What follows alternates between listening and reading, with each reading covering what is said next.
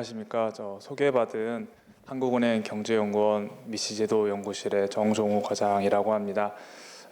그 소개받은 대로 오늘은 제가 그 저출산 현상과 관련해서 저희 한국은행에서 그 각계 연구자분들을 모시고 이제 세미나를 열었는데, 그 과정에서 저희들이 배웠던 내용들과 그리고 최근에 연구된 내용들을 좀 종합해서 여러분들께 소개해드리고 같이 생각해볼 시간을 갖도록 하겠습니다. 이제 언론 등을 통해서 이 저출산 현상이 현재 우리나라의 가장 심각하고 중요한 문제라는 것은 이미 다들 잘 알고 계실 것입니다. 불과 어제 한국은행의 그 통화정책 방향 결정 회의가 있었는데요. 이제 그것을 마치고 저희 총재님께서 기자간담회를 하셨는데, 그때도 이제 다른 질문에 대한 답변을 하시는 과정에서 우리나라가 당면한 문제 중에 이제 저출산 문제가 가장 중요하다, 그런 말씀을 좀 하셨습니다. 그토록 이 저출산 문제가, 그리고 그것으로 파생되는 인구 변화 문제가 우리 경제에 미칠 영향이 상당히 크다고 판단되기 때문에 이제 한국은행에서도 이 저출산 이슈를 굉장히 주의 깊게 바라보고 좀 연구를 해야 될 필요성을 느끼고 있고요. 그런 필요성에 의해서 작년에 저희 경제연구원 미시제도 연구실에서 각계의 이 저출산 분야 최고 연구자들을 모시고 미시제도 포럼이라는 것을 개최를 했습니다. 여러 번 이 포럼을 개최하고 그분들이 연구하고 있는 내용들, 저출산에 관한 여러 대책과 그것의 효과에 대해서 저희들 공부할 기회를 얻었고요. 저 역시도 그것을 통해서 많이 배울 수 있었습니다. 오늘 그것에 대해서 나눠보도록 하겠고요. 아까 제가 앉아 있었는데 앞에 그 보클래스인가요? 그 비디오 클립 나왔는데 제가 말씀드릴 내용이 좀 많이 나와 있더라고요. 그래서 조금 당황했는데 조금 중복되더라도 이해해 주시면 감사드리겠습니다. 예, 이것도 역시 소개받은 바이긴 하지만 우선은 간단하게 저출산 문제 자체를 보기에 앞서서 그거가 일단 재반된 좀 배경 지식을 좀 쌓는 의미에서 인구 변화 문제와 좀 출산율에 관한 얘기를 좀 드리고자 합니다. 그리고 저출산의 원인에 대해서 이미 다들 언론이라든지 다른 문헌 등을 통해서 많이들 알고 계시겠지만 한번 좀 정리해보는 시간을 간단하게 가져보도록 하겠고요. 그리고 우리나라가 지금까지 이제 저출산 문제를 해결하기 위해서 지난 한 약 20년 동안 어떤 대책을 펼쳐왔는지, 그 방향이 어떻게 변화해 왔는지를 짤막하게 알아보도록 하겠습니다. 그리고 오늘의 좀 중점적으로 다룰 주제라고 할 수 있는 최근의 연구 동향, 이제 학계에서도 이 저출산 문제와 관련해서 여러 방향에서 연구가 이루어지고 있고 현재까지도 지속이 되고 있는데요. 오늘 저희가 보는 것은 이제 좀 경제학적인 관점에서, 좀 실증적인 관점에서 이 저출산 정책을 어떻게 평가했고 그 효과가 어떤지 알아보는 쪽으로 좀 제가 설명을 드리고자 합니다.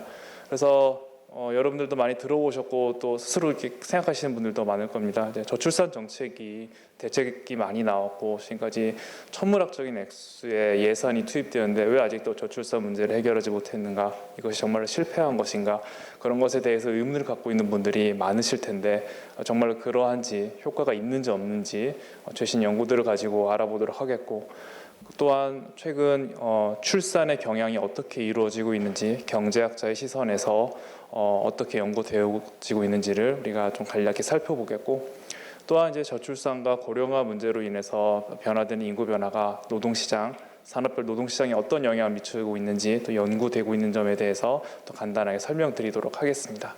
그럼에도 불구하고 남은 이 저출산 문제를 둘러싼 과제와 또 궁금증에 대해서도 좀 간략하게 나눠보도록 하겠습니다. 앞서 말씀드렸다시피 이 발표는 제가 개인적으로 창의적으로 만든 것이 아니라 작년도 한국은행 경제연구원 1차, 2차 미시제도 포럼 발표의 주요 내용을 저희가 엮어서 만든 것임을 밝힙니다. 먼저 인구 변화 출산율에 대해서 간단히 알아보는 시간을 갖도록 하겠습니다. 일단은 인구라는 표현은 여러분들도 많이 쓰시죠. 사전적인 의미로는 일정한 지역에 사는 사람의 수라는 것인데 굳이 우리나라 인구, 서울 인구 그런 표현 아니더라도 예를 들어 학령 인구와 같이 어떤 특정한 특징을 갖고 있는 특정 어떤 특성을 공유하거나 소속된 사람들을 이룰 때도 인구라는 표현을 쓰기도 합니다. 보통 인구를 이제 통계적으로 산출하게 될 때는 연항 인구, 즉 한 해의 중간 지점이라고 할 수 있는 7월 1일을 기준으로 하거나 연초 연말의 인구들의 평균을 통해서 구하기도 하고요. 또 이제 상황에 따라서 인구를 분리해서 보기도 하는데 자기가 살고 있는 곳, 이제 개인적인 생활을 하는 곳과 일하는 곳이나 또 뭐 교육 등을 받거나 자기 생업 혹은 학업에 전념하는 지역이 다른 경우가 많죠. 그래서 야간 인구와 주간 인구를 구분해서 통계 처리를 할 때 둘을 구분을 하기도 합니다. 이제 인구가 어떻게 변화하는지를 보기 위해서 이제 인구 변동을 통계치를 항상 내면서 추적 관찰하게 되는데요. 일단은 인구 변동에 영향을 미치는 자연 변동 요인으로는 출생과 사망이 있겠습니다. 이제 얼마나 많은 출생아가 태어나는지, 그리고 얼마나 많은 분이 돌아가시는지에 따라서 그 지역에 소속된 분들의 인구 수가 이제 조절이 될 수 있겠고요. 또한 지역 간 혹은 국가 간 이동에 따라서도 인구가 변할 수가 있겠죠. 전입과 전출을 합한 이제 순전입에 따라서 이제 인구가 결정이 되기도 합니다. 그래서 간단하게 그 각각의 그 영문의 그 앞 글자를 따와서 뭐 이제 b 더하기 b 마이너스 t 뭐 플러스 m 뭐 이런 식으로 해서 인구 변동을 간단하게 식으로 볼 수도 있겠고요. 인구 현상은 다른 경제 변수들 뭐 예를 들어서 뭐 주가 지표라든지 다른 어떤 경제 변수들에 비해서는 그렇게 빨리빨리 변하거나 그러지 않고 변화가 있다고 하더라도 뭐 충격이 있다고 하더라도 좀 상대적으로 이게 극적으로 변하거나 그러지는 않습니다. 하지만 장기적으로 봤을 때 인구 변화 자체가 한 국가의 명운을 결정할 수 있는 중요한 요인으로 많이 거론이 되고 있고요. 실제로 인구 구조 변화 때문에 경제적인 어려움을 겪고 있다는 실증의 결과들이 여러 가지로 많이 발표가 되고 있습니다. 예를 들자면은 러시아 같은 경우에는 이 건강 악화로 인한 그 사람들의 사망률의 증가, 그것으로 인한 전반적인 건강의 악화 및 인구 감소로 인해서 그 영향이 경제 발전에 장애가 되고 있다라는 연구 결과가 발표되기도 했고요. 중국 같은 경우에는 성비 불균형이 워낙 심해서 그것이 결혼 시장에 악영향을 미쳐서 여러 가지 사회 문제를 일으키기도 한다, 그런 연구가 발표되기도 했습니다. 일본 같은 경우에는 앞서 우리나라보다 먼저 저출산 및 인구 고령화 문제를 겪게 되면서 급격한 인구 변화로 인해 뭐 유령 도시 문제라든지 그와 관련된 다른 사회적인 비용을 많이 치러냈던 것을 저희들 문헌을 통해서도 알 수가 있고요. 또 이런 인구 변화 현상은 모든 국가들이 다 겪고 있는 것이고 세계적으로 겪고 있는 것이 우리나라뿐만 아니라 출산율의 감소를 겪고 있고 또 고령화 현상, 가족제도의 변화 등이 정책을 설계하는 분들에게 이제 많은 숙제를 안겨주고 있는 실정입니다. 그래서 인구의 증가 비율을 볼 때 이제 인구 성장률을 우리가 통계를 내 가지고 한 국가 한 지역의 인구가 얼마나 변하게 되는지를 보게 되는데요. 이제 우리가 이제 지금 관심을 갖고 있는 것은 출산이니까 출생 관련된 지표들, 관련 통계도 어떻게 나누는지 보는지에 대해서 간단하게 보도록 하겠습니다. 여러 가지 지표가 있는데 그 중에서 대표적인 것 두 가지만 설명을 드리면은, 첫째로 조출생률이라는 것이 있습니다. 이제 얼마나 많은 신생아들이 태어나는지를 보는 지표인데요. 간단합니다. 인구 1000명당 출생아 수가 몇 명이 태어나는지를 보는 숫자고요. 1년 동안 얼마나 태어나는지를 보는 것인데 이 지표의 장점이라고 한다면은 국가나 지역 간의 단순 비교하기가 쉽다는 점이 있습니다. 예를 들어서 뭐 경기도에서 출생아 수가 10,000명 태어났고 세종시에서 1000명 태어났다고 했는데, 그렇다고 해서 단순히 경기도가 세종시보다 출산율이 높다, 출산력이 높다 그렇게 말하기 어렵겠죠. 왜냐하면은 인구 차이가 워낙에 좀 크게 나기 때문에. 그럴 때 이제 그것을 1000명으로 모두 표준화해가지고 각 지역에서 얼마나 많은 출생아가 태어났는지, 그래서 비교를 한다면은 지역별 국가별로 출생아 수가 얼마나 차이가 나는지, 어디가 더 출산을 많이 하고 적게 하는지 판단하는 데 도움이 될 것입니다. 하지만 여기서도 이제 문제가 있는 게, 이제 분모가 그냥 인구로 있다 보니까 예를 들어서 이제 연령별, 성별 그 분포에 따라서 조출생률이 바뀔 수도 있다는 점이죠. 만약에 이게 많이 다를 경우에는 단순 비교가 어렵다는 점이 있습니다. 그래서 다음으로 많이 쓰는 게 이제 합계 출산율인데요. 합계 출산율은 이제 분모가 여성만 들어갑니다. 특별히 이제 가임 여성들이 들어가게 되는데요. 가임 여성이 한 명 평생 낳을 것으로 예상되는 평균 출생아 수입니다. 이게 진짜로 낳는 출생아 수가 아니라 현재 시점 당해 연도를 기준으로 봤을 때 각 그 연령별 출산율을 구하게 됩니다. 그래서 15세가 그 해에 나왔던 출생아 수, 16세, 17세에서 쭉쭉쭉 가서 49세까지 출생아 수를 구하게 된다면은 이 사람들을 다 합쳤을 때 이제 이렇게 생각하게 되는 거죠. 지금의 15세가 현재 16세가 돼도 나중에 16세, 17세가 돼도 지금의 16세, 17세, 49세가 됐을 때 같은 시기에 출산을 할 것이다 우리가 가정을 했을 때 앞으로 이제 끝에 이르렀을 때 얼만큼 이제 출산을 하게 될 것인가를 보게 됨으로써 이제 합계 출산율을 구하게 되는 건데요. 이거는 이제 앞서 말씀드린 대로 이제 분모가 가임기 여성들만 나타나기 때문에 이제 어떤 그 인구 구조의 변화에 따른 편의의 문제가 없기 때문에 또 비교하기 좋다는 그런 장점을 갖고 있습니다. 그래서 보통 이제 우리가 출산율에 대해서 얘기할 때 기본적으로는 합계 출산율 가지고 많이 얘기를 하고 이것을 통해서 우리나라의 저출산 문제의 어떤 심각성 수준을 가늠할 때도 활용하기도 하죠. 우리나라의 저출산 현상에 대해서 간략하게 설명을 드리도록 하겠습니다. 우선 저출산인지 아닌지의 기준을 보통 이제 합계 출산율 2.1명을 기준으로 선정을 합니다. 그 이유는 합계 출산율이 2.1명은 돼야지 현재 인구 수준이 계속 유지된다는 것을 인구학자들이 확인했기 때문에 이것을 기준으로 삼게 되는데요. 그렇게 해서 본다면 우리나라의 저출산 현상은 상당히 오래되었습니다. 이미 알고 계셨는지 모르겠지만은 이미 1983년도부터 우리나라는 합계 출산율이 2.1명 이하였고요. 그것이 이제 2023년에 됐으니까 사실상 40년이 됐네요. 40년째 지속이 된 아주 오래된 현상이라고 할 수 있겠고요. 문제는 최근 들어서 그 정도가 너무 심하고 또 빠르다는 것이 있습니다. 이제 초저출산이라는 것이 있는데요. 이것도 이제 학자들이 만들어낸 어떤 기준점인데 합계 출산율이 1.3 이하면 이제 초저출산 국으로 이제 분류가 됩니다. 우리나라는 이제 2000년대 초반부터 합계 출산율이 1.3 미만을 기록하게 되어서 현재까지 계속 지속이 되고 있는데요. 문제는 이제 이게 한 명 미만으로까지 떨어졌죠. 2022년 기준으로는 합계 출산율이 0.78명까지 떨어진 상태입니다. 그래서 2000년대 초반까지만 하더라도 40만 명이 넘었던 출생아 수가 2020년 같은 25만 명 수준으로 떨어지게 되었고요. 이렇게 합계 출산율이 한 명 미만인 사례는 참 전례를 찾기 어렵습니다. 저도 이제 문헌을 좀 찾아봤는데 물론 한 명보다 작은 사례가 현재도 우리나라 말고도 있긴 합니다. 홍콩 같은 경우에도 있긴 한데요. 근데 홍콩은 이제 그 특성상 좀 국가라고 보기엔 좀 어려운 측면이 있죠. 그래도 마카오나 싱가포르나 대만 정도가 한 명보다 작거나 아니면 한 명보다 조금 더 위에 있거나 그런 경우가 있는데 어느 정도 인구 규모가 되고 좀 국가라고 부를 수 있는 나라 중에서 한 명 미만인 국가는 제가 아는 한 지금 우리나라가 유일한 것으로 좀 알고 있습니다. 그 정도로 우리나라의 저출산 문제는 유례가 없다고 할 수 있겠고요.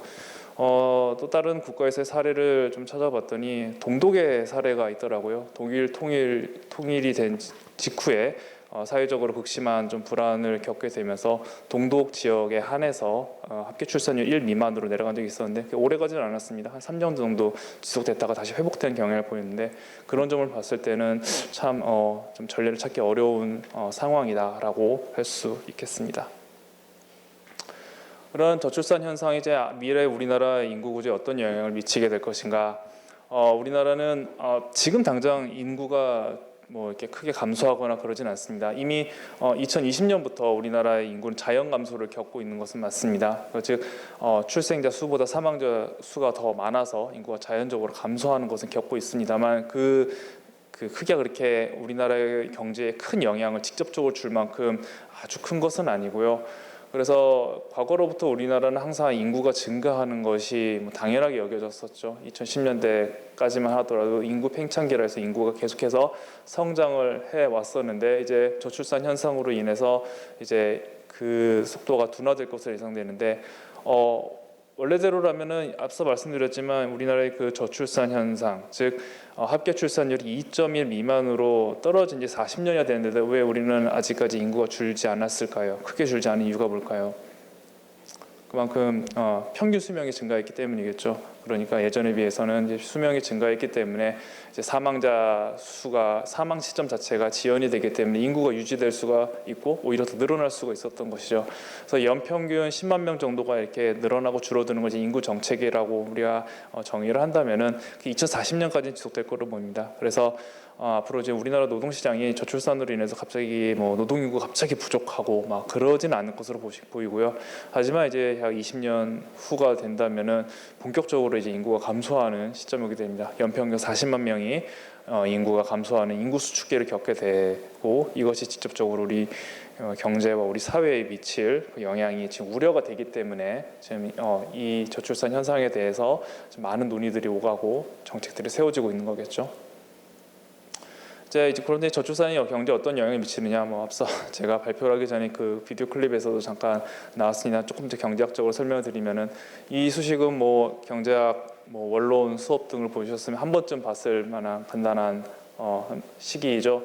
이 생산을 Y이고 이제 이 생산을 자본과 노동에 대한 함수를 우리가 풀어서 볼 수 있는데 여기에 있는 이제 L, 즉 노동 자체고 인구 규모로 보통 생각하고 이제 우리가 식을 풀 때가 많습니다. 인구 규모 자체가 곧 노동 공급이고 이 노동 공급의 수준에 따라서 생산량 자체가 결정되기 때문에 우리가 이제 생산을 논할 때 이 인구, 노동 투입으로서의 인구를 무시할 수가 없는데요.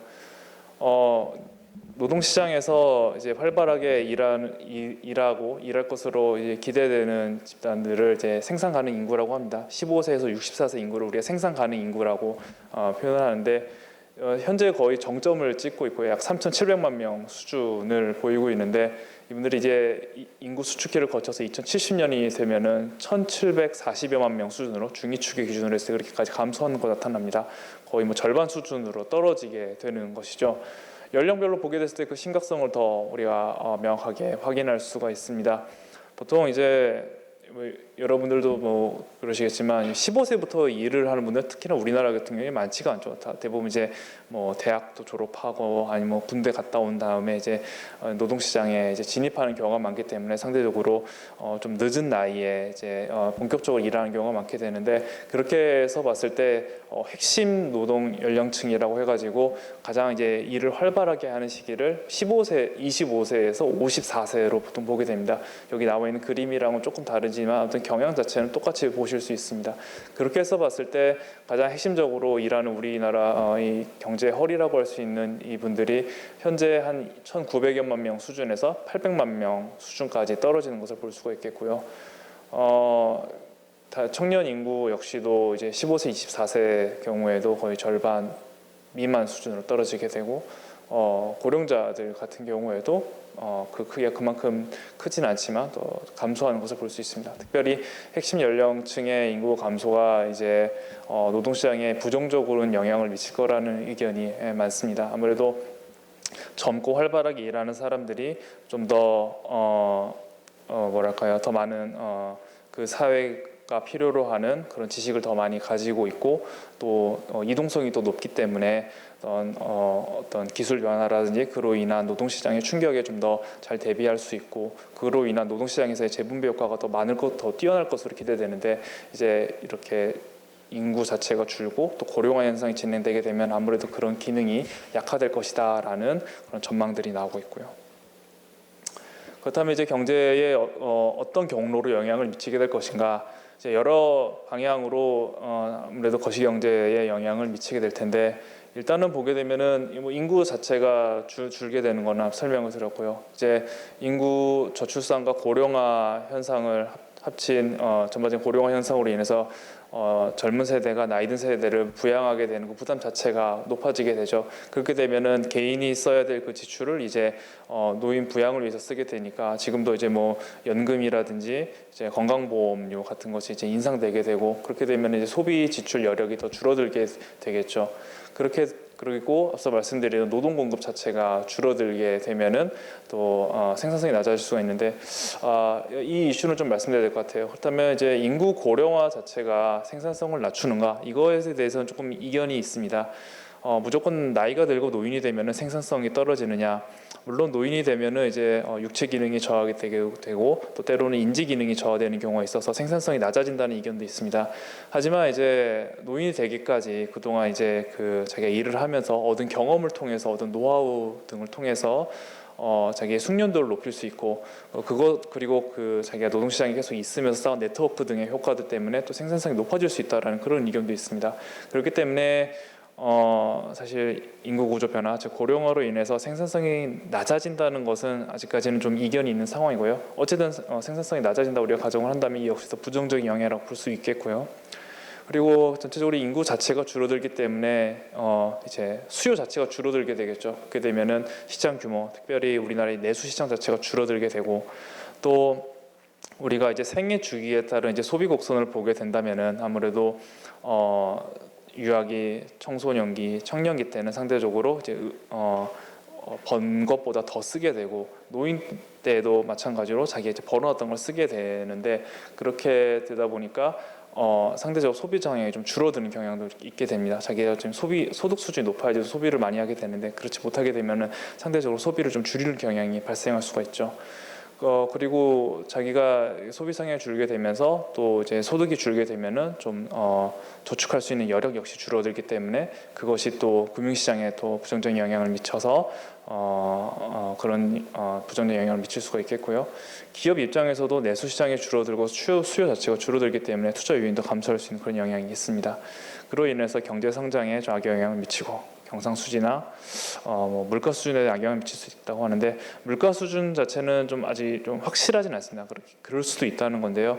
학자들에 따라서는 이런 인구 고령화 현상으로 인해서 이제 사람 공급에 영향을 미쳐서 공급이 줄어드는 문제도 있기 때문에 오히려 물가가 상승할 수 있다 그런 견해를 가진 분들도 있기 때문에 이거는 확실하지는 않습니다.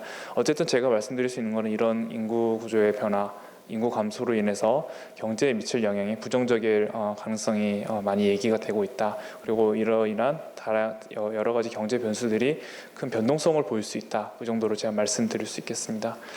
특별히 지금 당장도 우리가 지금 당면하고 있는 문제가 이제 연금 재정 건전성에 대해서 좀 많은 논의들이 이루어지고 있죠.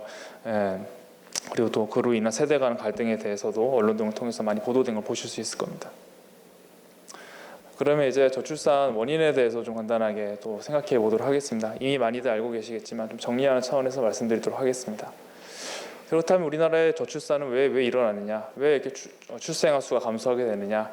가장 큰 원인은 여성들이 많이 줄었습니다. 이제 정확하게는 주로 출산을 담당하게 되는 이제 가임 여성들이 예전에 비해서 많이 감소하게 됐어요. 20대 후반에서 30대 초반 여성들이 과거에 비해서 많이 감소함으로 인해서 출생아 수 자체가 이제 감소하게 됐고요.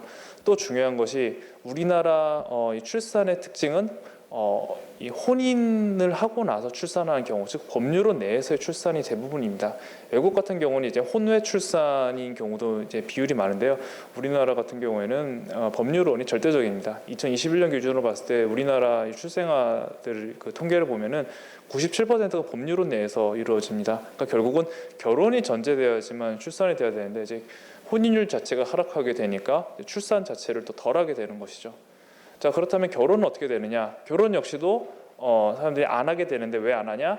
결혼을 지연하는 경우, 교육이라든지 자기 커리어를 쌓는 여러 이유로 인해서 결혼을 과거보다 더 늦추게 됐고, 혹은 안 하게 되고 그런 것으로 인해서 결혼하는 연령도 높아지게 되고, 덩달아서 이제 첫 출산을 하게 되는 연령까지도 상승하게 되죠. 하지만 출산을 할 수 있는 그 가임 기간은 정해져 있기 때문에 출산할 수 있는 그 가능한 출생아 수가 줄어들게 되는 것이고요. 일단 그런 영향이 있습니다. 그렇기 때문에 원래는 3명 낳을 수도 있었던 상황이 2명을 낳게 되고 2명 낳을 수 있었던 상황이 1명을 낳을 수밖에 없는 상황으로 이렇게 바뀌게 되는 것이죠. 앞서 말씀드린 대로 혼인을 했다 하더라도 이제 딩크족으로 대표되는 이제 아예 출산을 하지 않는 그런 가구들도 늘어나게 되고 그런 요인들이 일단 저출산에 영향을 미치고 있습니다. 또 사회 구조적인 요인도 언급하지 않을 수 없는데요. 보통 이제 저출산 문제를 얘기할 때마다 늘 빠짐없이 나오는 얘기가 이 청년 실업 문제입니다. 근데 이제 연구 결과를 보게 되면은 모든 저희 청년들이 아니라 남성들의 이 일자리의 질과 임금에 더 큰 영향을 미치는 것으로 나타납니다. 제가 지금 예를 든 이 선행 연구 외에도 다른 연구들을 많이 보더라도 청년 남성들의 고용 형태가 안정적이지 못하고 임금이 낮을수록 우선은 혼인 자체에 어려움을 겪게 되고 그것으로 인해서 이제 출산을 하지 못하는 경우가 있게 되고요. 여성 같은 경우에는 일자리 형태나 임금 자체가 이제 결혼 및 출산과 유의한 영향을 미치지 않는 것으로 나타납니다. 왜냐하면은 오히려 여성 같은 경우에는 더 좋은 직장, 더 양질의 일자리를 얻게 될수록 더 혼인을 미루거나 하지 않는 형태가 또 나타나기 때문에 그런 현상이 발생되는 것 같고요. 또 하나 더 중요한 게 이제 혼인 비용 및 주거 비용의 증가 역시도 될 수 있겠죠. 2021년에 그 조세재정연구원에서 나온 보고서에서 나왔습니다만 여기서는 이제 지방 이전으로 인해서 갑작스럽게 이제 지방 이전이 이제 그 직장의 지방 이전, 공공기관의 지방 이전으로 인해서 지역 이동을 통해서 자신이 살고 있는 주택 비용의 변화를 겪게 된 그 공공기관 근로자들을 상대로 설문한 내용을 바탕으로 이제 분석을 하셨는데 이분들을 봤더니 주택 가격의 상승을 했을 때 이제 혼인과 출산을 하는 데에 부정적인 영향을 미치더라 그런 내용이 발표가 됐습니다. 그래서 우리가 뭐 흔히 얘기하다시피 이제 집값이 높아지면은 이제 혼인과 출산 자체에도 악영향을 미치게 될 것이고 그리고 또 우리나라에서도 이제 빼놓을 수 없는 중요한 이슈이죠. 일단은 그 양성평등 문제, 특히 일가정 양립에 어려움을 주는 가장 요인으로 불평등한 노동과 양육 여건에 대해서 항상 지목이 되고 있습니다. 또 그로 인한 여성 경력 단절 문제로 인해서 여성들이 결혼과 출산을 꺼리고 있는 현상이 계속 지속되고 있죠. 그것으로 인한 결과라고 할 수 있는 게 또 가치관의 변화 역시도 말씀을 드릴 수 있겠습니다. 결혼에 대한 태도 그리고 자녀 출산에 대한 태도가 짧은 기간 동안 빠르게 변화한 것을 통계를 통해서 확인할 수가 있습니다. 그래서 결혼이 예전에는 꼭 해야 된다고 생각했는데 이제는 뭐 해도 좋고 안 해도 좋아 이제 개인의 선택에 맡기는 경향으로 자녀에 대해서도 자녀는 꼭 낳아야지라고 생각했던 생각들이 있는 게 낫다 해서 이제는 없어도 무관하다 쪽으로 옮겨가는 것이 이제 통계를 통해서도 확인이 가능합니다. 이 통계표는 보건사회연구원에서 출산령 및 가족보건 복지 실태 조사를 바탕으로 얻은 그 통계 자료인데요. 우선은 그 미혼 남녀를 대상으로 2015년과 18년에 그 결혼의 필요성에 대한 태도에 대해서 조사를 했습니다. 그래서 봤더니 결혼을 반드시 해야 된다라고 하는 비율이 남성과 여성 모두 3년이라는 비교적 짧은 기간 동안 감소한 걸 보실 수가 있고요. 하는 편이 좋다, 상대적으로 좀 긍정적으로 생각했던 그 비율 역시도 좀 빠르게 크게 큰 폭으로 감소한 것을 확인하실 수가 있습니다. 비교적 최근인 2021년 같은 경우에는 이 결혼 필요성에 대한 태도를 미혼 남녀가 아니라 그냥 남녀 19세, 49세에게 이제 설문을 했는데요. 이 경우에도 역시 비슷한 경향이 발견됩니다. 적어도 2015년에 비해서는 좀 낮은 경향을 보이고 있고요. 2018년에 비해서도 낮은 경향을 보이고 있네요. 반드시 해야 된다는 비율도 낮고 하는 편이 좋다라는 비율도 상대적으로 2015년에 비해서는 좀 낮은 경향을 보이고 있는 것을 볼 수 있습니다. 자녀에 대한 가치관 변화 역시도 변화를 볼 수가 있는데요. 2015년보다 2015년에 비해서 2018년 봤을 때 꼭 있어야 되거나 혹은 없는 편이 있는 것이 없는 것보다 낫다라고 대답한 응답이 더 비율이 낮은 것으로 봐서 전체적으로 이 자녀의 필요성에 대한 공감대의 그 분포가 상대적으로 없어도 된다 쪽으로 이제 옮겨가는 것을 보실 수가 있습니다. 미혼 남녀를 대상으로 한 설문에서도 그렇고 2021년에 전체 남녀에 대해서 이제 조사한 결과에 있어서도 그 경향이 좀 줄어들고 있다는 것을 우리가 확인할 수가 있고요. 보통 이제 경제학자들이 뭐 다른 이제 언론에서의 보도라든지 문헌들 같은 거 얘기할 때 이코노미스트 가지고 좀 인용을 해서 설명을 하시는데 이코노미스트에서도 이제 우리나라의 저출산 현상에 좀 관심을 가지고 많은 좀 기사를 썼습니다. 그 중에 몇 개를 좀 소개를 드리자면은 이 기사를 보시면은 새가 뭘 물고 있는데요. 황새라고 합니다. 이제 옛날 이제 설화에 보면 황새가 아이를 물어다 준다라는 그런 설화가 있다고 해요. 그런데 이제 황새가 물고 있는 게 아이가 아니라 이게 책을 물고 있습니다. 이게 뭔가 봤더니 이제 전 세계적으로 특히 선진국을 중심으로 출산율이 많이 낮아지고 있는데 그것이 결국은 가장 중요한 이유가 여성들의 교육 수준이 상승하고 그것으로 인한 결혼의 지연 혹은 만혼 현상이 많이 나타나고 있는데 여기서 이제 기사를 쓴 기자가 두 사람을 인터뷰를 해요.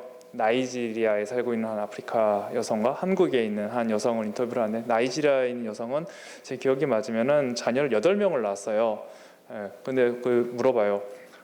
쌍둥이를 낳았냐? 쌍둥이 낳아가지고 이렇게 많이 낳은 거냐? 그래서 그 사람이 세보더라고요. 한 명 하더니 쌍둥이 없다. 내가 계속 낳았다. 그냥 계속 낳아서 8명이었다. 더 낳고 싶냐? 당연히 나 더 낳을 수 있으면 더 낳고 싶다라고 하더라고요. 왜 그런지 물어봤더니 그 사람이 그런 얘기를 해요. 입은 하나고 손은 2개다. 그래서 나는 얘들을 이제 일하는데 쓸 수 있다. 그렇게 얘기를 하고 또 내가 늙었을 때 이 아이들이 나를 부양할 수 있기 때문에 아이를 많이 낳는 건 축복이다. 나이지리아 여성이 이렇게 얘기를 하면서 그 기자한테 그럼 당신은 얼마나 낳았어? 이렇게 물어봐서 몇 명이라고 하니까 되게 안 됐다는 듯이 그밖에 못 낳았냐고 안타까운 표정을 보여주고 있고 또 다른 사례로 이제 한국에 이제 한 명의 자녀를 둔 그 여성을 인터뷰를 했는데 한 명을 낳고 기르는 것도 버거워해서 막 이게 남편과 함께 이 육아 전투로 힘들어하는 그 분을 대조를 하면서 이렇게 얘기를 하죠. 결국 이 차이는 여성들의 교육 증가로 인한 사회적 지위의 상승, 그것으로 인한 삶에 대한 기대의 변화, 그리고 자기뿐만 아니라 자녀에 대한 기대 역시도 높아지면서 그 자녀에게 투입되는 비용 역시 높아지면서 이것으로 인해서 이제 자녀를 적게 낳는 현상이 발견되고 있고 그것에 대한 가장 극단적인 사례가 한국이다라고 이 기사가 보여주고 있고요. 또 다른 기사를 보시면은 과연 이제 한국의 이 낮은 출산율 대체 뭘로 설명할 수 있냐? 앞서 말씀드린 대로 이 일가정 양립의 문제, 남성에 비해서 여성들이 가사 노동과 육아에 들이는 시간이 절대적으로 많다.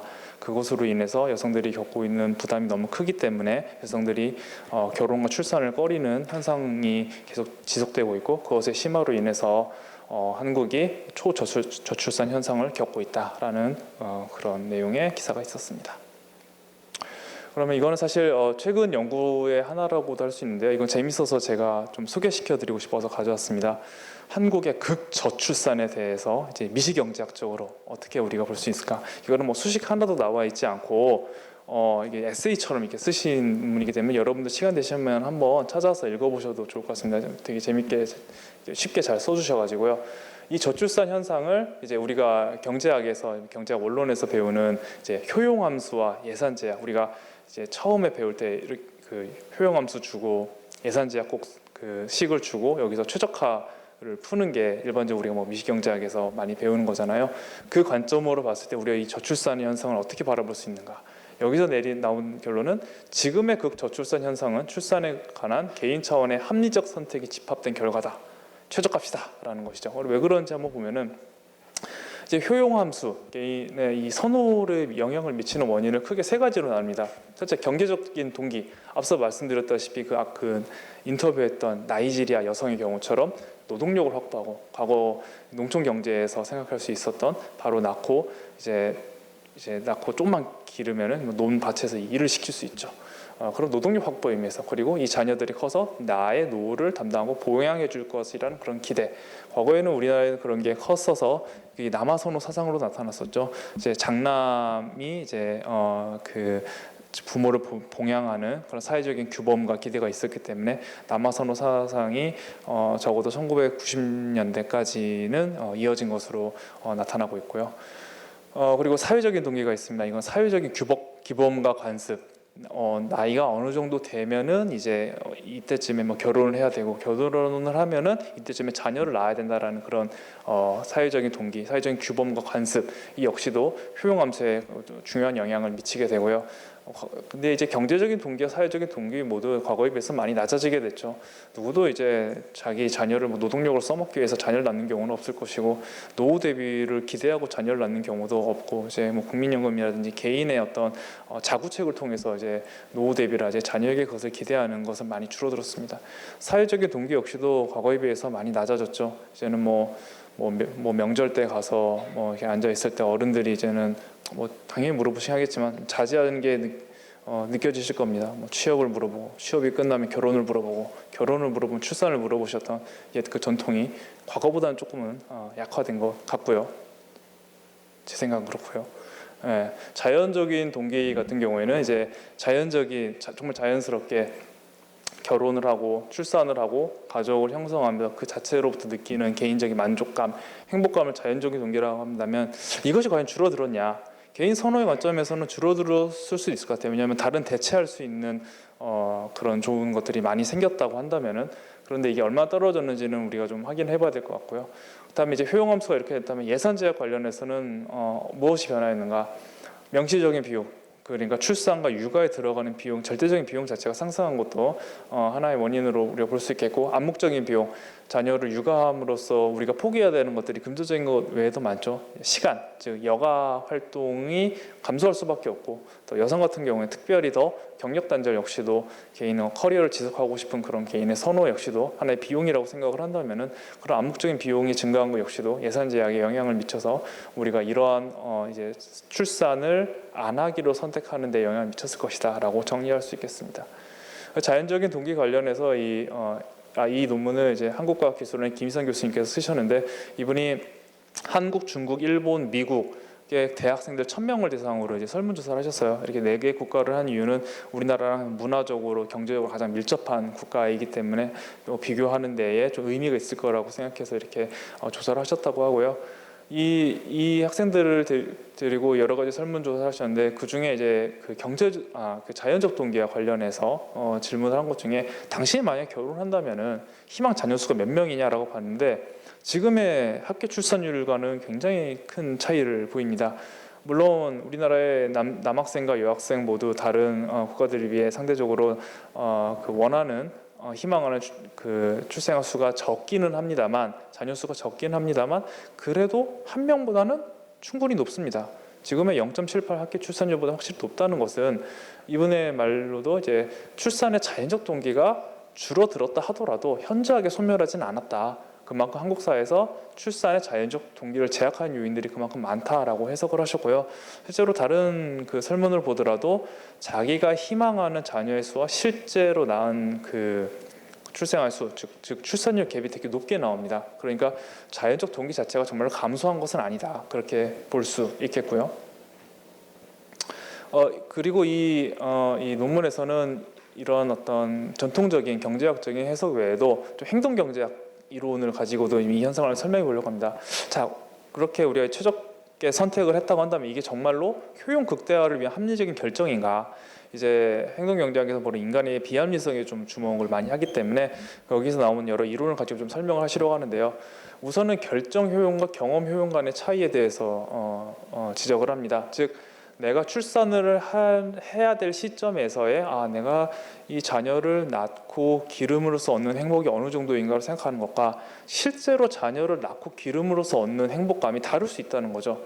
그런 효용이 다르다는 건 우리가 다른 재화를 통해서도 좀 생각해 볼 수 떠올릴 수 있는 예시가 많을 것 같습니다. 그렇게 해서 봤을 때 지금의 이제 출산을 앞두고 있는 혹은 출산을 예정인 젊은 청년 세대들이 이런 결정 효용과 경험 효용 간의 차이가 좀 큰 편이 아니냐, 그런 지적이 나올 수가 있겠고요. 또 하나, 미래의 우리의 효용을 생각할 때 현재의 상태를 너무 과대평가하는 거 아니냐. 왜냐하면 나는 지금 혼자 있는 게 좋아, 혼자 있는 것만으로도 충분히 내가 잘 살 수 있는데 왜 내가 결혼을 하고 애를 낳아? 그렇게 생각했는데, 과연 지금 내가 누리고 있는 편리함, 행복감이 지속될 것인가? 내가 이제 고령이 된 이후에도 이것이 지속될 수 있는가에 대해서 생각해 봤을 때 독거 생활에도 역시 불편함이 있겠죠. 그거에 대해서 내가 너무 과소평가, 즉 지금 상태를 너무 과대평가하는 거 아니냐라는 그런 편향의 문제도 지적해 볼 수 있겠고요. 또 하나 지적할 수 있는 게 과다 구별 편향이라는 게 있습니다.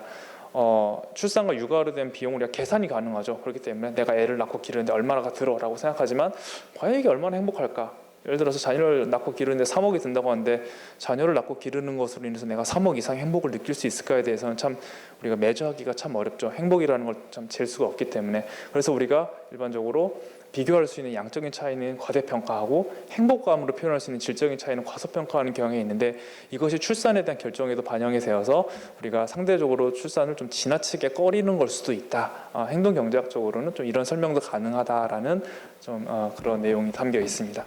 재밌어서 제가 이걸 소개해드리고 싶었고요. 자, 그렇다면 이제 우리나라의 저출산 대책은 어떻게 좀 진행이 되었는지 또 설명드리도록 하겠습니다. 보건사회연구원의 이소영 연구위원님께서 우리 세미나 오셔가지고 이렇게 정리를 잘 해주셨었는데요. 우리나라 인구 정책은 크게 세 단계로 나눠진다고 합니다. 먼저 과거 우리 어머니, 할머니, 혹은 할머니 세대라고 할 수 있는 이제 인구 억제 정책 시기 60년대부터 90년대 중반까지 같은 경우에는 너무 이제 출생 수가 폭발적으로 증가했기 때문에 그것을 이제 사회적으로 감당할 수가 없어서 오히려 산하 제한을 하는 사업을 진행했는데 생각보다 이게 좀 늦게까지 진행되지 않았나요? 저는 90년대 중반까지 이게 진행될 줄 몰랐습니다. 그런데 이제 정부 정책상으로 그렇게 됐고요.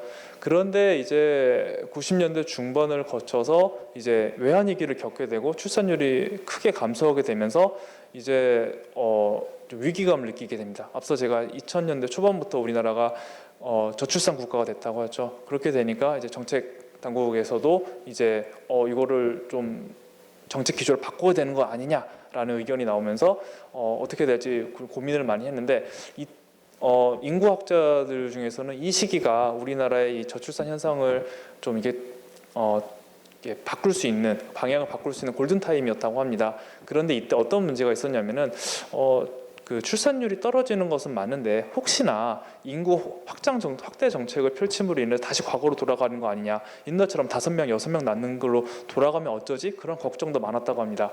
그래서 이 출산율이 줄어드는 것에 대한 걱정, 혹은 잘못 정책 기조를 바꿨다가 인구가 다시 폭발적으로 증가하는 것에 대한 염려, 이것이 혼재됨으로 인해서 겨우 이것도 저것도 못하고, 하지만 아무것도 안 한 것은 아니고, 그렇다면 이제 질적인 개선을 하기 위해서 그 당시 좀 문제가 됐었던 태아 성관별 금지, 앞서 말씀드렸던 그 1990년대 중반 이전까지 그 남아선호 사상이 계속 진행이 돼가지고 좀 불법 낙태 이슈 같은 것이 많이 문제가 됐었거든요. 그런 법적으로 금지하고, 영유아 및 산모의 건강에 좀 관심을 기울임으로써 출산의 이 형태를 좀 더 질적으로 개선하고자 하는 노력은 있었는데, 앞서 말씀드린 절대적인 양, 즉 출생아 수, 출산율을 높이려는 노력이 이제 많이 기울이지 못했다. 그런데 외환위기 이후 2000년대 초반을 거치면서 이게 실질적으로 위험하다는 걸 느끼게 된 게 2000년대 초반입니다. 이때부터 이제 적극적으로 정책적으로 개입해야겠다라는 필요성이 제기가 됐고요. 그래서 2005년이 되어서야 이제 우리가 뉴스 등으로서 많이 접하게 되는 저출산 고령사회위원회가 출범이 되게 됩니다. 그래서 저출산 고령사회위원회가 2006년부터 시작해서 5년 주기로 저출산 고령사회에 대한 기본 계획을 계속 새로 설정을 해서 시행을 하고 있어요. 현재 4차 기본계획이 시행이 되고 있는데요. 각 차수별로 이 비전과 목표를 보면은 이 정책의 방향, 기조가 어떻게 변했는지를 좀 볼 수가 있어 소개해드리고자 합니다. 1차 같은 경우에는 모든 세대가 함께하는 지속발전 가능 사회를 구현하겠다고 합니다. 지속적으로 발전하는 사회를 구현하겠다고 하고, 그리고 출산 양육에 유리한 환경을 조성해서 좀 더 출산율을 끌어올리겠다, 그런 목적을 가지고 있었고요. 2차 2010년대 이후에는 저출산 고령화에 대해서 성공적으로 우리가 대응하자, 그리고 점진적으로 출산율을 회복하자. 이때까지도 아직 좀 긍정적이었던 것 같습니다. 근데 이제 3차 때 들어오면 조금 이제 좀 기조가 바뀌는 것 같아요. 비전이 모든 세대가 함께 행복하자 이거예요.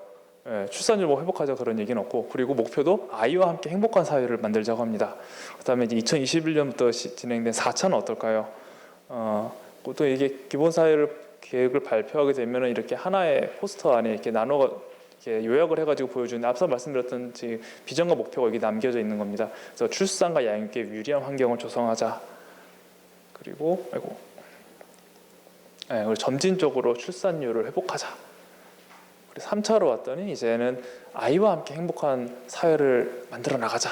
근데 이때까지도 뭔가 좀 희망적인 시선은 계속했던 것 같아요. 2020년에 1.5명까지 합계 출산율을 달성하자, 목표였으니까 못하더라도 이렇게까지 좀 큰 기대를 갖고 좀 진행하셨던 것 같은데 결과적으로 지금 0.78이 됐죠. 4차에 와서는 이제 개인의 삶의 질을 향상하자, 그리고 성평등하고 공정한 사회를 만들자, 이런 식으로 목표가 바뀌는 걸 보게 됩니다. 그리고 뭐 결국 이게 어떻게 바뀌었는지를 제 나름대로 정리를 해보자면은 지속 발전한 사회, 뭔가 성장하고 발전하는 사회에서 이제는 그냥 지속 가능한 사회로 가자라는 걸로 기조가 바뀌었고, 출산율을 회복함으로써 앞으로 고령화가 되고 있는 이 문제를 대응해 나가자는 거에서 이제는 지금 있는 사람들이 행복한 사회를 만들자, 지금 있는 우리 아이들부터 행복한 사회를 만들어 나가자, 그리고 사회에서 개인의 삶의 질을 향상시키는 방향으로 점차 이 정책의 기조가 바뀌는 것을 볼 수 있겠고요. 그래서 사회에서 가구로, 가구에서 개인으로 그들의 행복과 삶의 질에 좀 더 관심을 갖는 방향으로 이 정책의 기조가 바뀌어 나갔다라고 할 수 있겠습니다. 자, 그러면 이제 우리 메인 이벤트라고 할 수 있는 그렇다면 이제 저출산 관련해서 경제학계에서 최근 어떤 연구가 이루어지고 있는지에 대해서 좀 설명을 드리도록 하겠습니다. 제가 어제 그저께 그냥 출산 관련해서 뉴스 기사 검색하면서 그냥 헤드라인 몇 개 그냥 뽑았어요. 제가 예전에 봤을 때는 뭐 100조였던 것 같은데 150조가 되고 200조가 되고 요즘은 280조라고 하더라고요. 저출산 대책을 위해서 280조 원이나 썼는데 역대 최저다. 이건 증발한 거냐? 없는 거냐? 라고 하고, 어느 기사에서는 280조를 써봤는데도 지구 꼴찌다, 뭐 이런 기사 제목도 있고, 굉장히 자극적인 기사를 통해서 이 심각성을 부각시키는데 그 자체도 의미가 있습니다만, 사실 정말로 저출산 대책에 280조를 썼는지도 한번은 짚어봐야 된다고 저는 개인적으로 생각을 합니다. 이제 저출산 관련된 예산을 보게 되면은 직접적으로 정말 저출산의 해결을 위해서 쓴 예산도 있지만 좀 간접적으로 쓰인 것도 있고, 또 그 중에서는 예를 들어서 저출산 예산으로 많이 쓰이는 게 청년 주거 지원 정책에 예산이 많이 투입되는데, 그것도 보게 되면은 약간 이 대출해주는 정책이 많아요. 즉, 그러니까 정말 그냥 돈을 준 게 아니라 빌려준 것이죠. 어차피 회수할 돈이기 때문에 그걸 정말 예산을 지출했다고 보기에는 조금 어려움이 있고, 또 이게 정말 저출산 예산인가 싶은 항목들도 굉장히 많습니다. 지자체나 정부 부처에서 좀 저출산이라고 이렇게 좀 명명을 해야지 좀 예산이 잘 나오고 하기 때문에 그렇게 써내는 경향이 있고, 그게 합쳐지다 보니까 현재 280조라는 숫자가 나왔다고 해요. 그게 뭐 어찌 됐든지 간에 어쨌든 저출산 문제를 해결하기 위해서 천문학적인 액수의 예산이 들어가는 것은 사실로 보입니다. 그렇다면은 이게 정말로 효과가 없었던 걸까? 정말로 저출산에 아무런 도움이 안 됐던 걸까? 그걸 한번 보고자 하는데요. 서울대학교 경제학부 이철희 교수님의 2018년 논문이 제목이 이렇습니다. 정말 한국의 출산 장려 정책은 실패했는가? 라는 질문에 대한 논문인데, 이분은 이제 2000년부터 2016년까지 출산율에 어떤 영향을 미쳤는지를 이제 유배우자와 무배우자를 나눠서 분석을 하셨어요. 앞서 제가 설명드렸지만 우리나라의 출산의 특징이 법률론을 기반으로 한 유배우자들의 출산이 대부분이라고 말씀드렸죠. 그래서 우리가 출산을 할 때 무배우자와 유배우자를 나눠서 유배우자들의 출산이 어떻게 변했는지 보자. 그리고 앞서 제가 그 저출산 고령사회위원회가 2005년부터 출범을 했고 2006년부터 본격적으로 어떤 그런 정책을 내놓고 시행을 했다고 하는데, 그럼 2005년 전과 후로 이 출산율의 패턴이 어떻게 바뀌었는지 보자는 것이 이 논문의 핵심 골자입니다. 그래서 TFR의 핵심 그 합계 출산율이고요. 이 합계 출산율을 유배우 출산율과 무배우 출산율로 나누어 가지고 각각 분해해서 각각이 어떻게 변화했는지를 보았습니다. 그래서 한 그 일정 T 시점에서의 그 합계 출산율은 각 유배우 출산율과 무배우 출산율의 연령별 출산율의 총합이라고 우리가 정의를 할 수 있는데요. 그런데 기준 시점, 그러니까 우리가 분석을 시행하는 시점에서의 유배우 출산율, 즉 출산율에 절대적인 영향을 미친 유배우 출산율이 계속 변화하지 않고 유지될 경우에는 가상적인 합계 출산율, 그렇다면 이 유지됐을 경우는 우리가 뭐 다른 요인들도 많겠지만 정책이 실현되기 이전의 출산율이 계속 이어진다고 우리가 가정을 해볼 수 있겠죠. 그때를 이제 T0라고 했을 때의 출산율이 유지된다고 했을 때의 합계 출산율 TFR, TF라고 이제 그 정의를 해보겠습니다.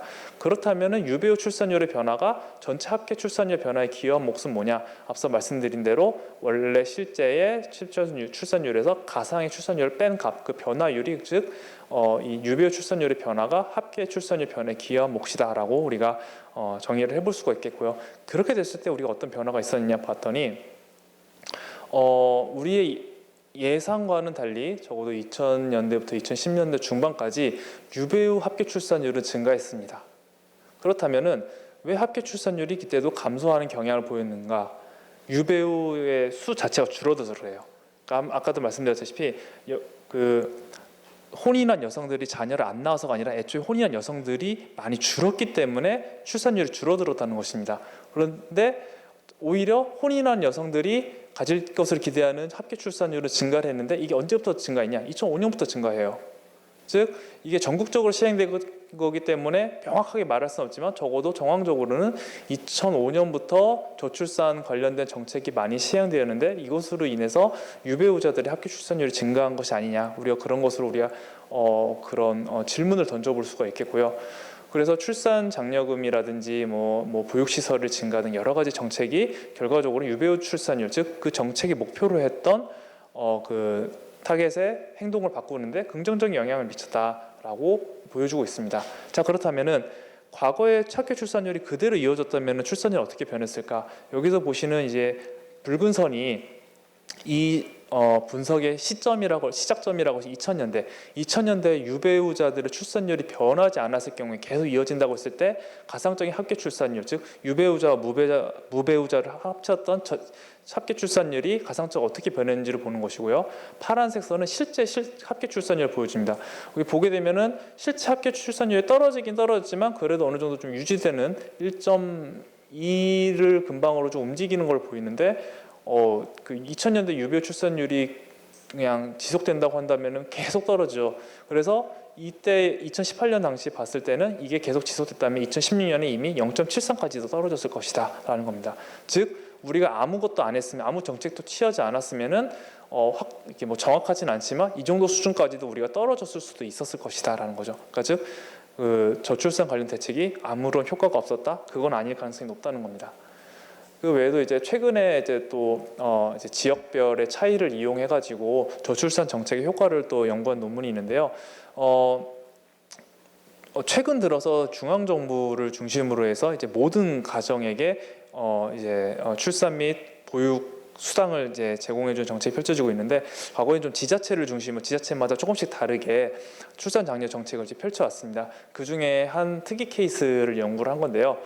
강원도가 다른 지자체들보다도 출산한 가정에게 그 수당을 많이 줬습니다.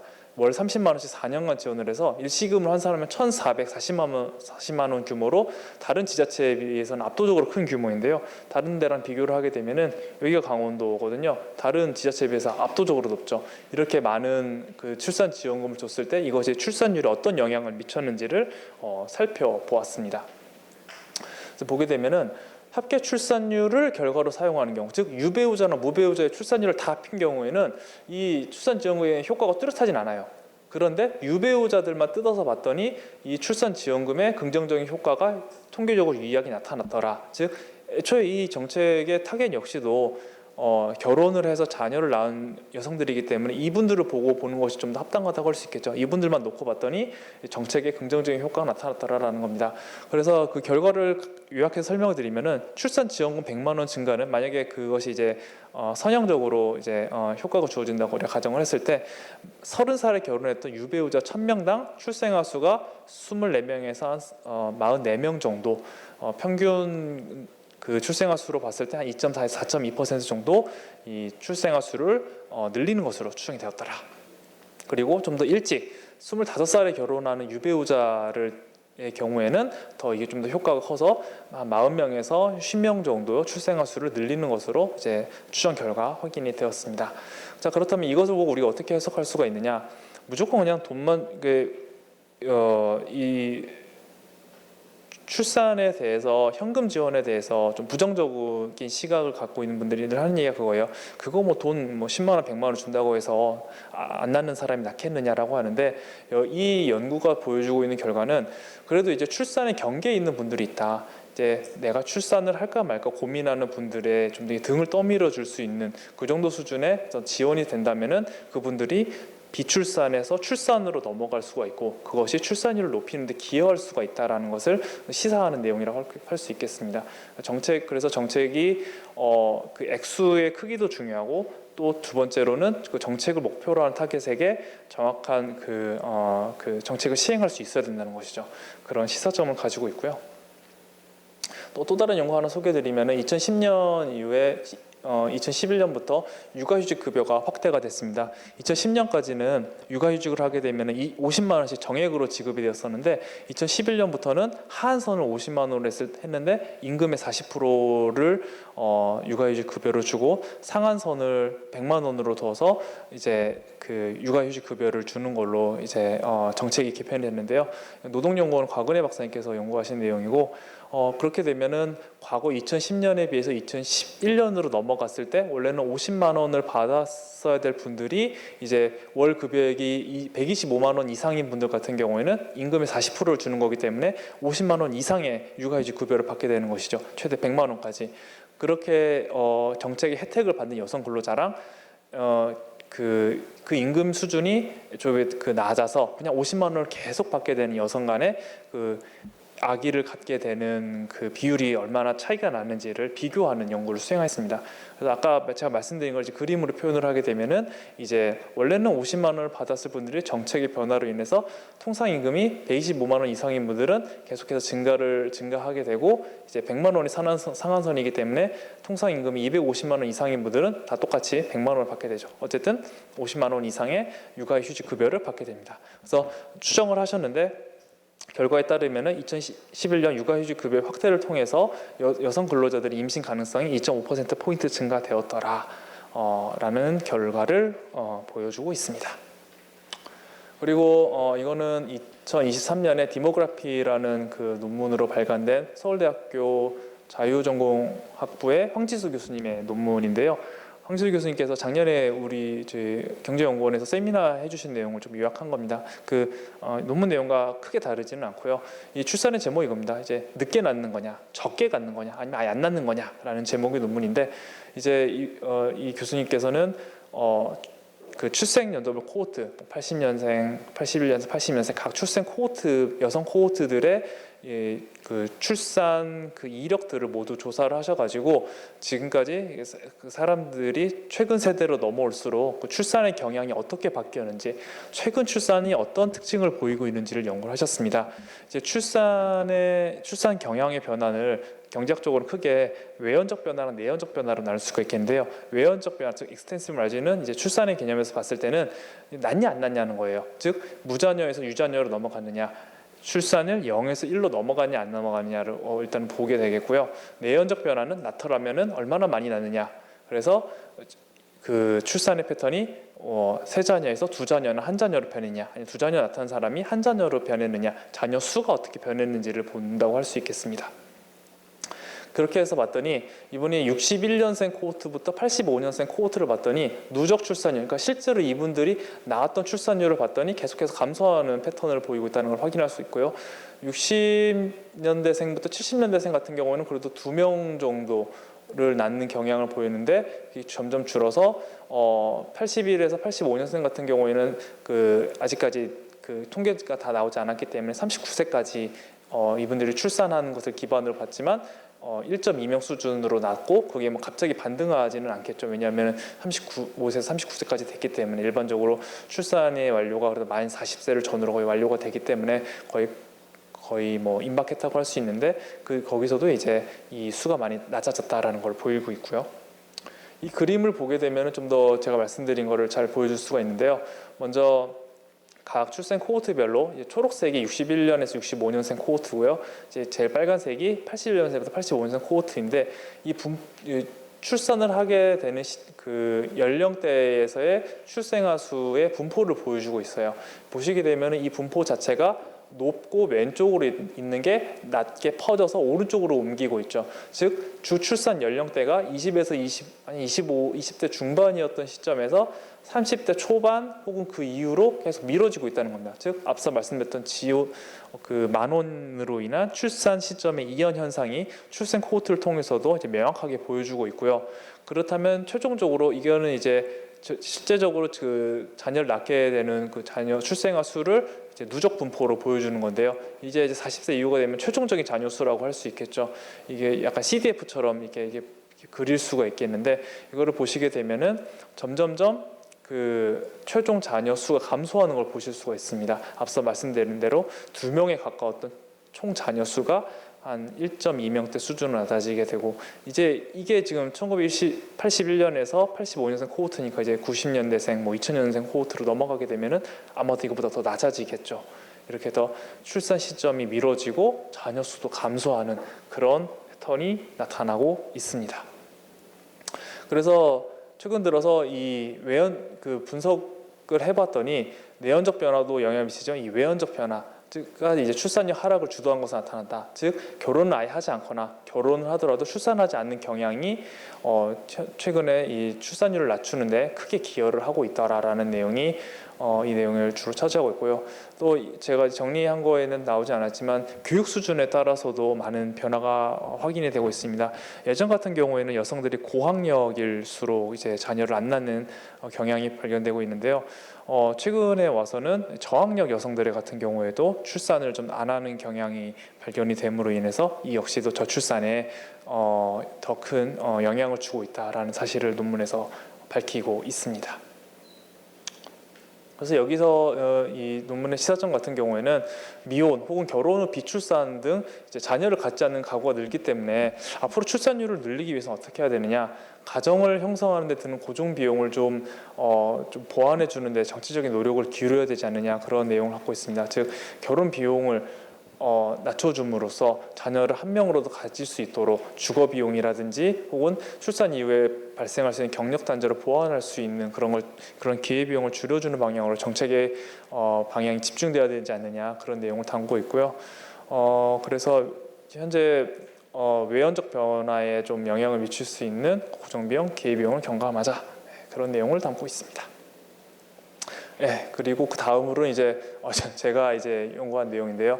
저랑 같이 연구하고 있는 한국은행 경제연구원의 김혜진 박사님과 같이 연구한 내용입니다. 이거는 출산 그 자체에 대해서 연구를 한 것은 아니고요. 그렇다면 저출산 현상으로 인해서 이제 인구 구조가 많이 변하게 될 텐데 이게 향후 노동시장에 어떤 영향을 미치게 될 것인가에 대해서 저희들이 최근에 연구한 내용입니다. 이제 저희들이 주로 주목해서 본 거는 각 산업별로 그 노동 인구가 어떻게 변하게 될 것이냐. 왜냐하면은 이제 각 산업별로 필요로 하는 그 노동 인력의 수도 다르고 또 원하는 연령대도 많이 다르게 되는데, 이런 인구 구조의 변화로 인해서 각 산업별로 고용 인력이 어떻게 변하는지에 대한 관심이 높기 때문에 그게 어떤 트렌드를 갖게 되는지를 보자, 그런 아이디어로 시작을 했고요. 향후 10년 동안 우리나라의 고용 인력이 산업별로 어떻게 변동하는지를 저희들이 좀 추정을 해봤습니다. 여기서 사용된 이 방법론이 산업별 잔존 비율이라는 건데요. 산업별 잔존 비율에 대해서 간단하게 설명을 드리자면은 특정 연령대의 근로자가 그 산업에 계속 고용될 확률을 잔존 비율이라고 정의를 했습니다. 무슨 말이냐면은 반도체 산업이라고 할게요. 반도체 산업에 작년에 100명이 종사하고 있었는데 올해 왔더니 98명으로 줄었어요. 그러면은 98명만 남아 있게 되었다. 98명만 잔존했다라고 해서 100분의 98에서 0.98이 잔존 비율이 됩니다.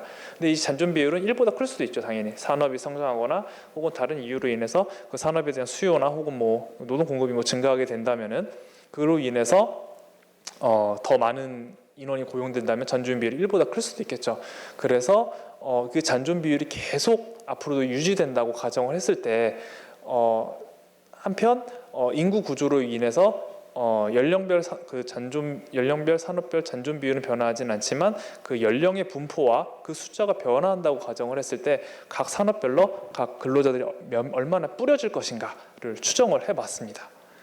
그래서 저희들이 워낙 산업이 다양하기 때문에 크게 4가지로 나눴는데요. 일단은 우리나라의 그 일자리는 거의 제조업과 서비스업으로 나눠서 볼 수 있기 때문에 농업이라든지 그런 건 좀 제외하고 제조업과 서비스업을 그 종사자 학력을 기준으로 해서 고숙련 업종과 저숙련 업종으로 나눠봤습니다. 고숙련 업종, 제조업 같은 경우에는 이제 차화전이라고 뭐 대표되는 이제 자동차, 전자기기, 화학산업 등 좀 이제 고숙련 인력들이 종사하는 제조업들.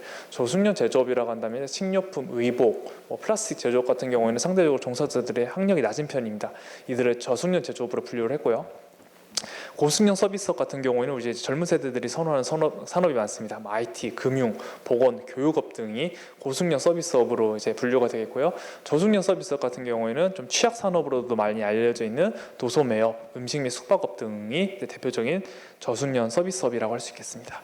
그래서 이들이 이 추이가 어떻게 될지 앞으로 좀 추정을 해봤더니 앞으로 이제 약 10년 뒤라고 할 수 있는 2032년까지 대체적으로 뭐 늘어나는 것은 늘어나지만 줄더라도 크게 줄지 않아요. 아까도 말씀드렸지만 2040년까지는 인구가 어느 정도 유지가 되기 때문에 갑작스럽게 막 어느 산업에서도 이 고용 인력이 크게 줄지는 않는데 그래도 줄어드는 패턴이 좀 보이긴 합니다.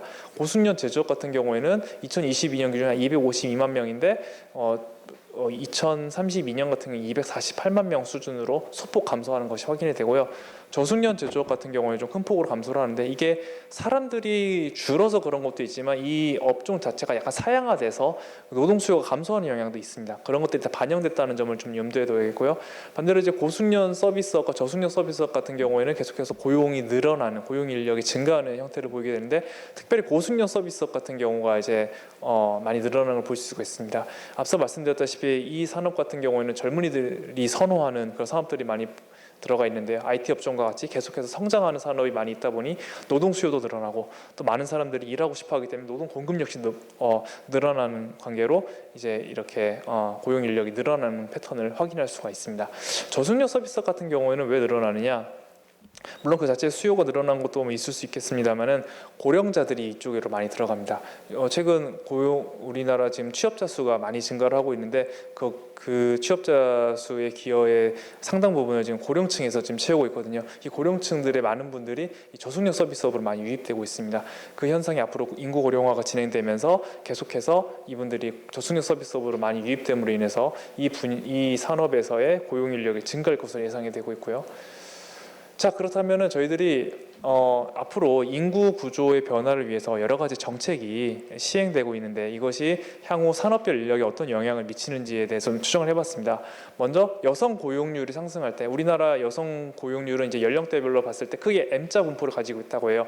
M자가 뭐냐면은 20대 때 이제 취업을 많이 해서 고용률이 쫙 올라가게 되는데 30대부터 이제 결혼을 하고 자녀를 갖고 출산을 하게 되면서 이제 경력 단절 문제가 발생하게 되는 거죠. 그래서 고용률이 떨어졌다가 다시 이제 40세 초반부터 다시 자녀가 어느 정도 크고 이제 회사에 복직하거나 혹은 다른 곳에 취업을 하게 되면 다시 고용률이 상승하게 되는, 그러다 고령화를 맞게 되면 다시 낮아지게 되는 소위 M자형 분포를 보이게 되는데 그 M자에서 이제 이 골짜기를 만드는 게 30에서 44세입니다.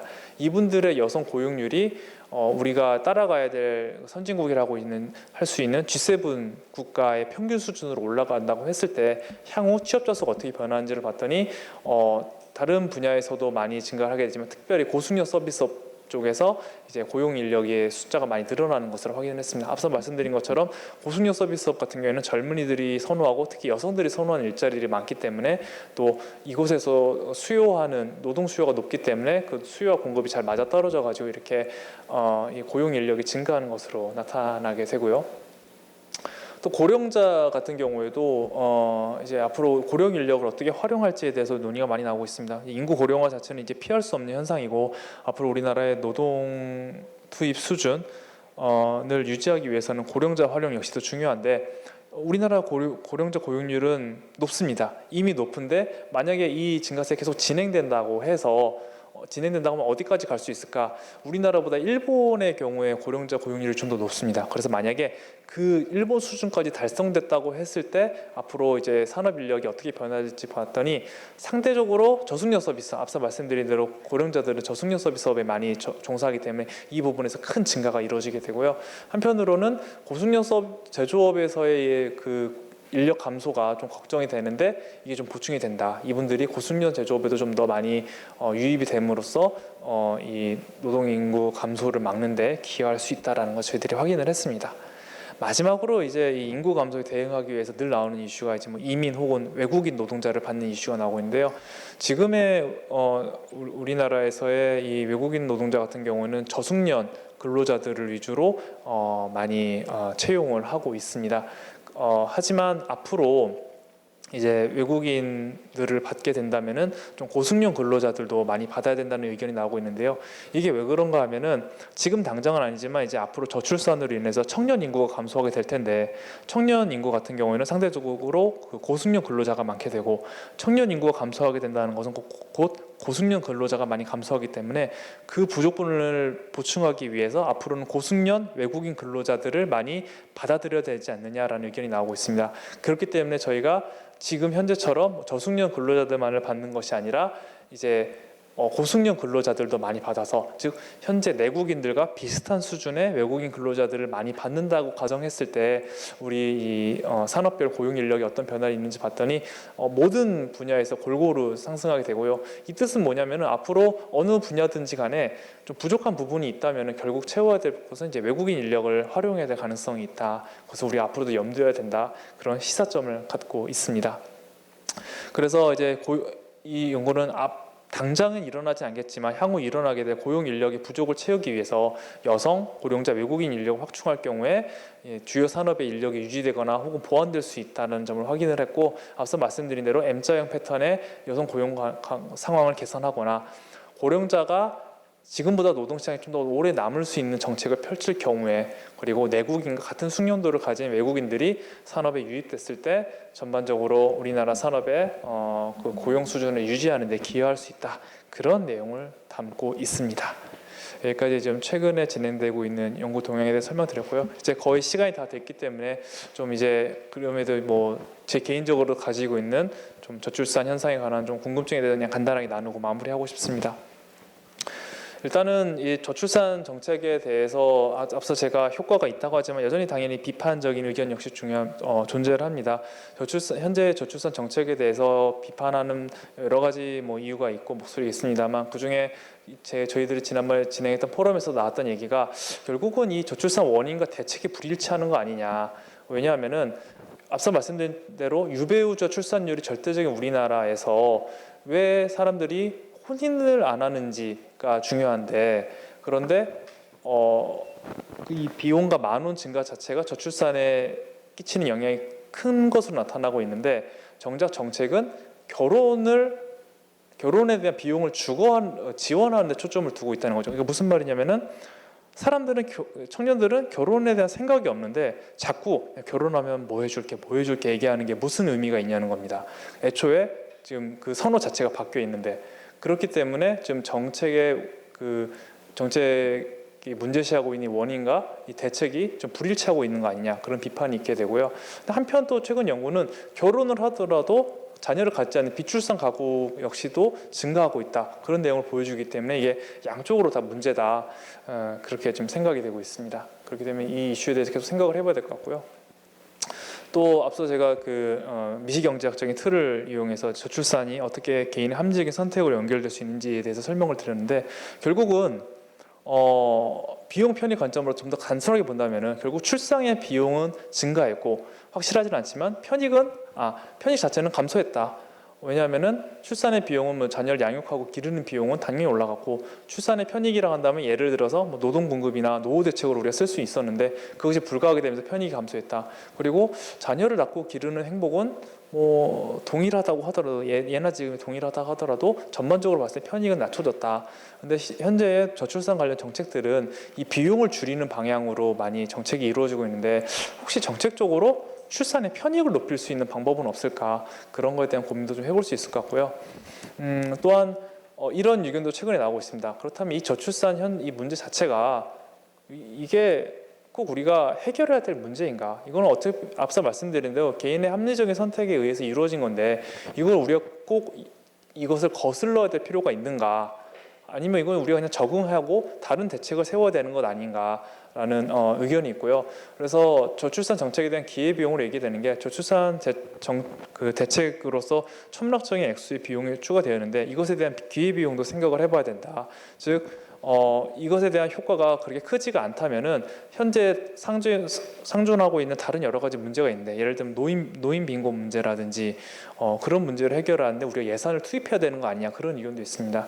또 장기적으로 혹은 좀 궁극적인 이슈기도 한데, 결국은 이 저출산 이슈 자체를 목적 함수에 두는 게 맞느냐, 그러니까 저출산을 해결하는 게 문제냐, 아니면은 그에 앞서서 저출산이라는 현상을 만들게 된 어떤 사회 구조적인 문제를 해결하는 것이 더 근본적인 치료 방법이 아니냐.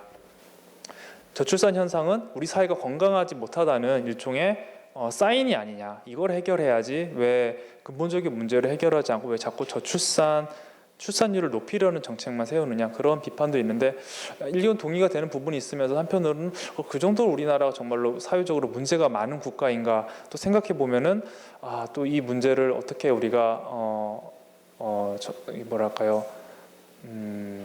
판단하고 그것에 대해서 해결책을 찾을 수 있을까, 개인적으로 이런 궁금증이 있습니다. 여러분들도 아마 그런 궁금증이 있을 거라고 생각이 들고요. 그래서 어쩌면 제가 오늘 발표드린 게 여러분들이 대부분 알고 있는 이슈일지도 모르겠습니다. 저출산에 많은 관심이 있었던 분들이라면은 다른 매체 등을 통해서 제가 오늘 발표드렸던 내용에 대해서 이미 많이 접하셨을 텐데, 그래도 앞으로 이 저출산 이슈가 연관되지 않은 분들은 없을 겁니다. 다 나의 삶과 직결적으로 연관되어 있는 문제이기 때문에 앞으로 여러분들이 좀 살아가면서 이 문제에 대해서 고민하고 해결책을 찾는 데에 오늘 발표했던 내용이 조금이라도 좀 도움이 됐으면 좋겠습니다. 이것을 끝으로 오늘 발표를 마치도록 하겠습니다. 감사합니다.